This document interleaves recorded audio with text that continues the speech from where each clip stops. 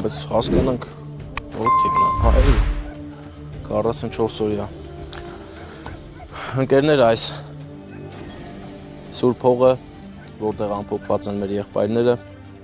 մեր հերոսները, նվիրված է 44 օրյա պատերազմի զինվորների հիշատակին։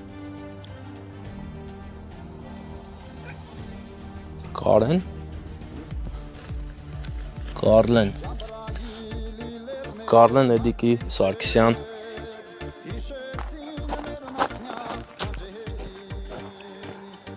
ես ենթադրում եմ, որ Ժրաշենի հերոսներն են, եթե սխալվում եմ, հուշեք, որովհետև կոնկրետ բան չկար գրված, մենք էլ Ժրաշենի մոտ ենք։ Հովանես Լովայի Տիտիզյան։